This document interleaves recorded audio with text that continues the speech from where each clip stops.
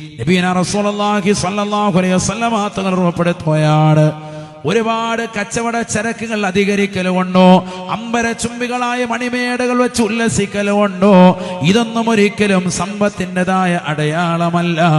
ഒരാൾക്ക് വലിയതാകുന്ന സമ്പത്തുണ്ട്, ജനങ്ങളുടെ കണ്ണിൽ അയാൾ കോടീശ്വരനാണ്.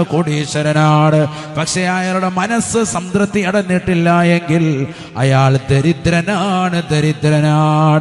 ലൈസൽ ഗിനാ അൻ കസറത്തിൽ അറൾ, അമ്പരചുംബികളായ മണിമേടുകൾ ഉള്ളതാകുന്ന ധനികനാണോ, അയാളാണോ പണക്കാരൻ? അല്ല. വലകിന്നൽ ഗിനാ ഗിനൻ നഫ്സി, മനസ്സുകൊണ്ട് ആരൊരുവന് സംതൃപ്തി അടയുന്നുവോ അവനാണ് ധനികനെന്ന് നബിയുനാ റസൂലുള്ളാഹി. അതായത് അറബിയിൽ അതിന് പറയുക ഖനാഅത്ത്